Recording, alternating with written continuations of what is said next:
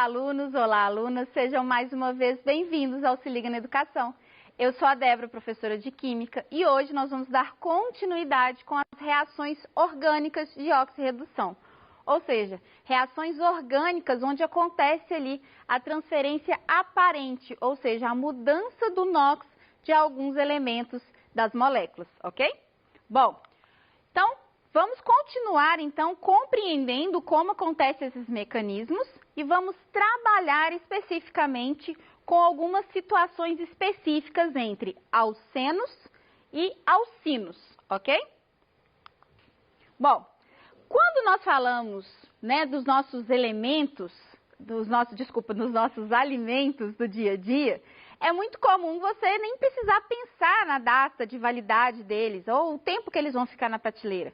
Se você vai comprar, por exemplo, um leite de caixinha, você simplesmente vai lá, pega o leite. É muito raro você ver pessoas preocupadas com a data de vencimento, se vai vencer em 2, 3 dias, porque existe ali um tempo prolongado graças a alguns elementos, algumas substâncias que são colocadas ali dentro justamente para garantir que o elemento dure mais, que o alimento dure mais.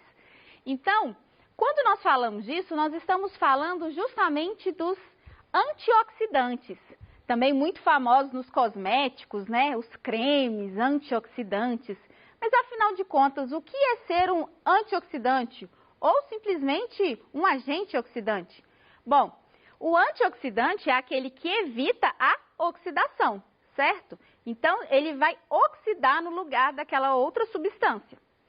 Um exemplo muito comum que nós podemos fazer é o da maçã. Se você cortar a maçã no meio e pingar umas gotas de vitamina C de um lado da maçã e do outro não, e deixar ela exposta na atmosfera, a parte onde você não colocou a vitamina C vai escurecer, ou seja, vai sofrer a oxidação. Enquanto que a que tiver pingado com a vitamina C não vai sofrer. Por quê? Porque ele está agindo como um agente oxidante, ou seja, um agente que evita o processo de oxidação. Nós precisamos relembrar algumas características importantes lá do segundo ano, ou seja, lá quando trabalhamos eletroquímica, para compreender melhor essas reações. Então, o oxidante, ele é o agente oxidante. Ele é que provoca a oxidação em outro elemento.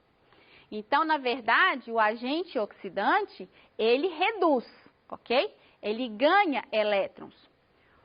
O redutor, o agente redutor, ou simplesmente redutor, é a substância que provoca a redução em outro elemento.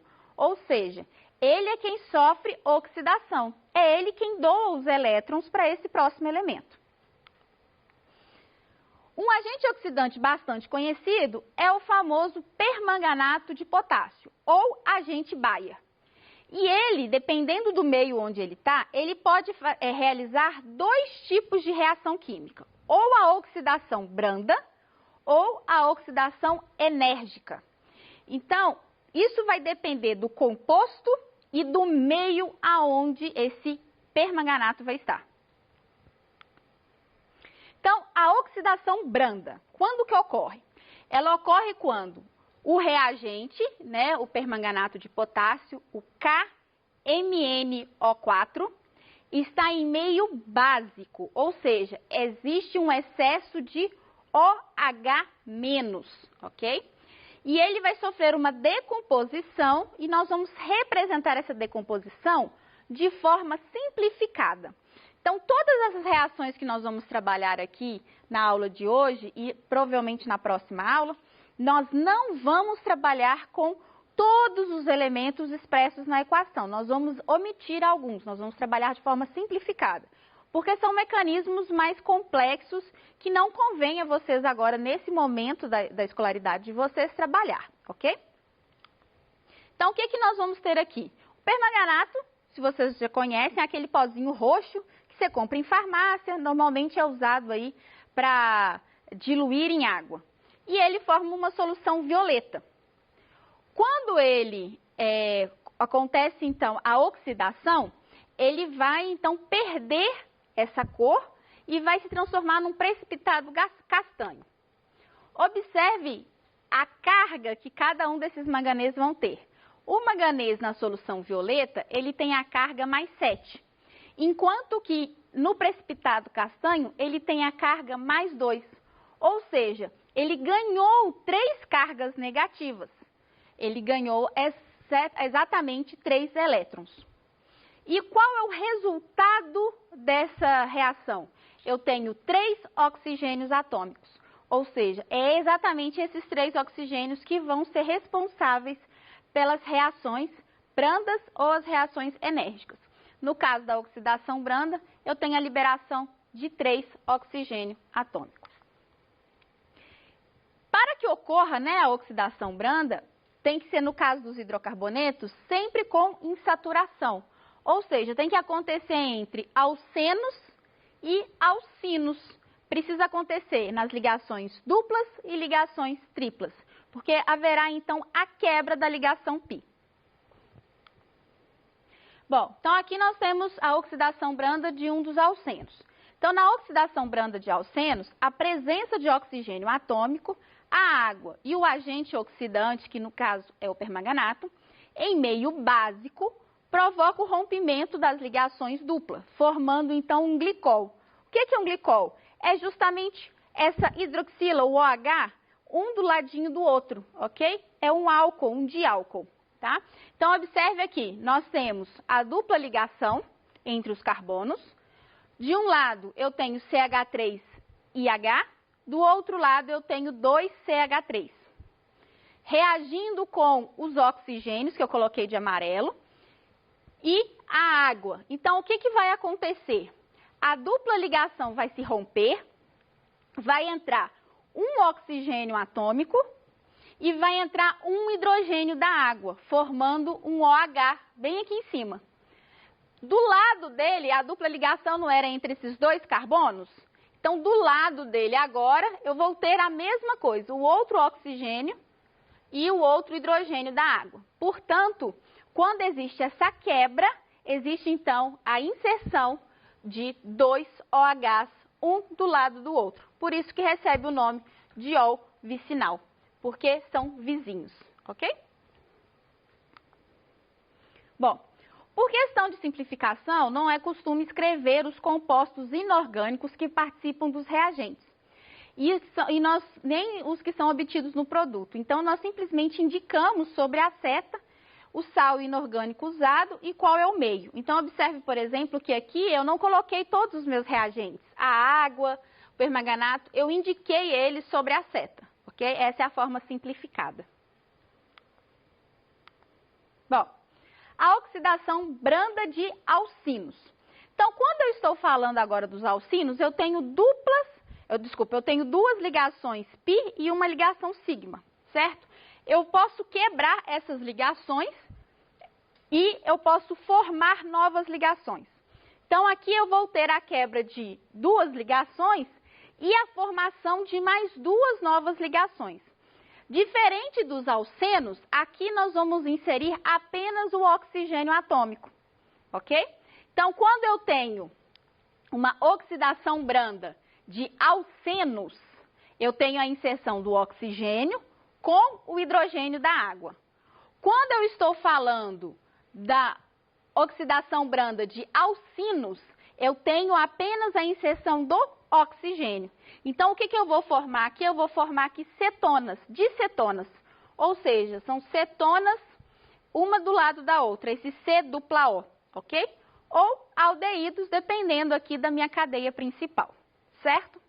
Então, o que precisa ficar claro para vocês?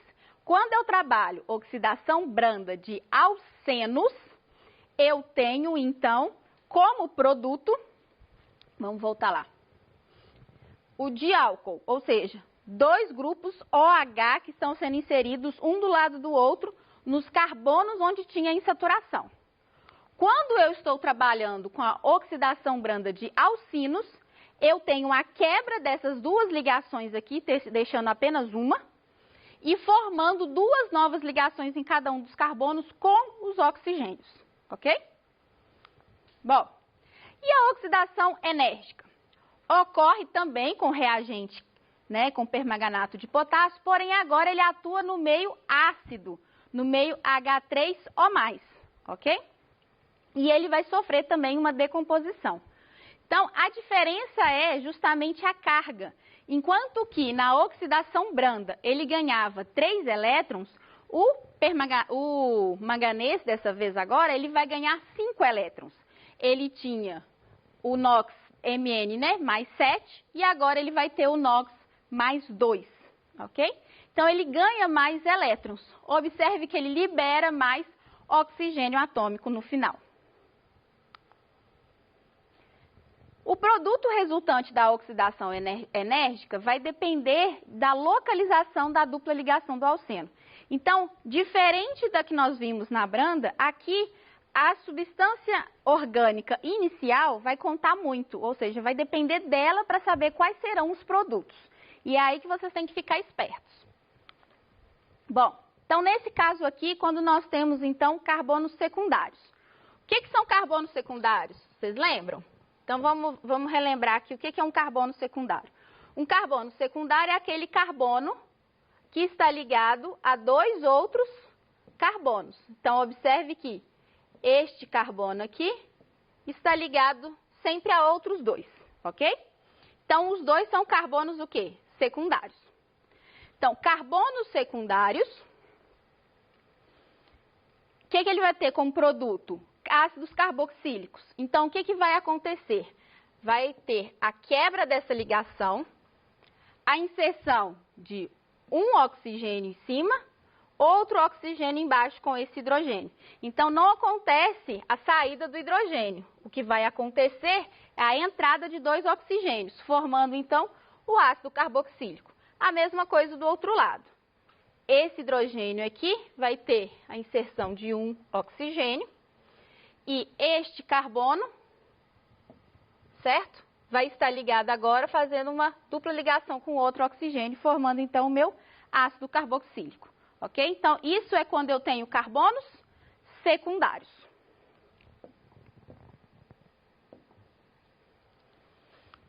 Bom, e quando eu tenho agora carbonos terciários, como que acontece? Agora eu tenho carbonos terciários. Qual que é o produto que vai se formar? De novo, vai ter a quebra da ligação. Observe que esse carbono aqui, ele faz uma ligação com esse CH3 e outra ligação com esse CH3. Logo, a inserção do oxigênio vai se dar no carbono central. Então, aqui eu vou formar o quê? Uma cetona. Então, eu tenho aqui exatamente uma cetona. Do lado de cá, a mesma coisa. Então, eu vou ter a inserção de um oxigênio em um desses carbonos e um oxigênio no outro carbono. Ok?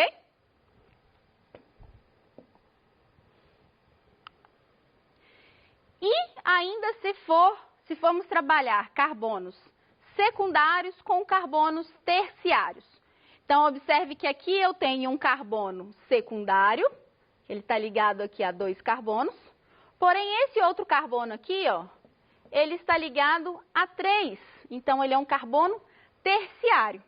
O carbono secundário vai formar o ácido carboxílico, enquanto que o carbono terciário vai formar a minha cetona. Então, observe que para que eu consiga identificar quais são os meus produtos, eu preciso saber as regrinhas em relação a carbono secundário e terciário, e qual produto ele vai formar, ok?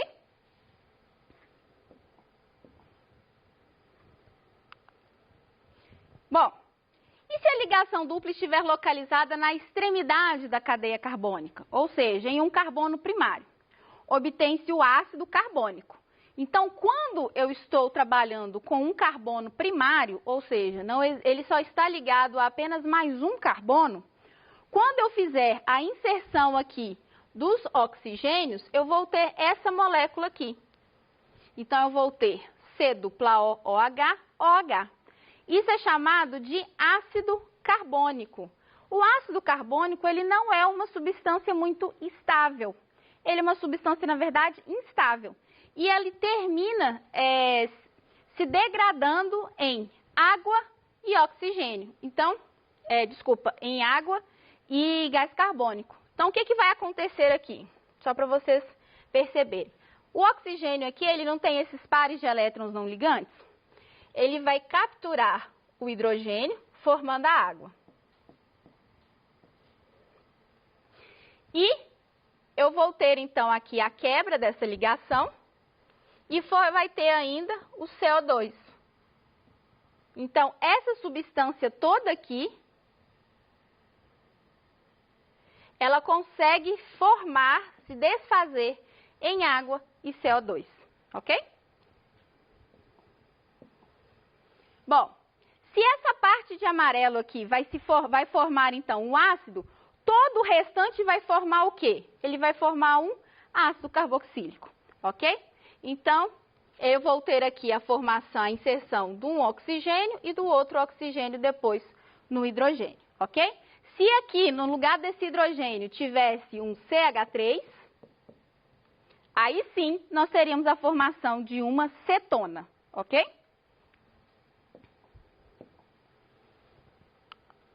Bom, e quando se trata então dos alcinos, ou seja, tripla ligação?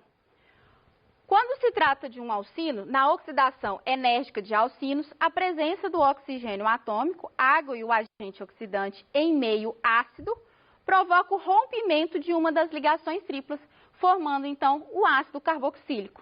Então aqui é bem tranquilo, eu vou ter então o rompimento da ligação, eu vou ter a inserção então de um oxigênio na parte de cima e de um OH na parte de baixo. Aqui, um oxigênio na parte de cima, um OH na parte de baixo, ok? Por quê, Débora? Porque aqui não existe. Por que você não está desenhado os hidrogênios aqui coloridos? Porque como eu tenho uma tripla ligação entre carbonos, não existe um hidrogênio já na molécula. Esse hidrogênio está sendo capturado desse meio reacional, ou seja, da água e dos outros elementos aqui presentes. Então, ok. Para poder finalizar, vamos só rever aqui, então, alguns conceitos que vimos hoje. Primeiro, nós trabalhamos com a ideia do NOx. É justamente esse NOx que vai determinar se um elemento está sofrendo oxidação ou redução. Se eu observo que acontece uma oxidação, então eu tenho um agente redutor. Se acontece uma redução, eu tenho um agente oxidante. Beleza? Depois nós vimos que existem alguns tipos de reações que acontecem com o permanganato de potássio. Quais são elas? Nós temos as oxidações brandas e as oxidações enérgicas. As oxidações brandas, tanto de alcenos quanto alcinos, precisam de um meio básico, enquanto que as oxidações enérgicas precisam de um meio ácido. Na branda, eu tenho, então, os alcenos e os alcinos. Existe a quebra, a inserção, então, do oxigênio e do hidrogênio, ok? Então, nós temos a formação ou do ácido carboxílico ou de uma cetona, certo? E ainda nós vamos trabalhar ainda também nos enérgicos que tem tanto os ácidos carboxílicos quanto as cetonas. E ainda nós temos os diálcaes, que é justamente aqueles que têm a formação do OH lá em cima, lembra? Prestem muita atenção nisso, porque existem atividades no PET onde você vai ter o inverso. Ao invés de vocês terem os reagentes, vocês terão os produtos, ou seja, as moléculas ligadas ao OH, e você tem que reestabelecer essas duplas, ok? É importante, principalmente na hora de nomear essas moléculas, tá? Então, estudem com calma, olhem direitinho cada um desses mecanismos, observe quando é cada um. Existe uma forma de decorar, Débora? Não, não existe. Realmente vocês precisam entender o processo.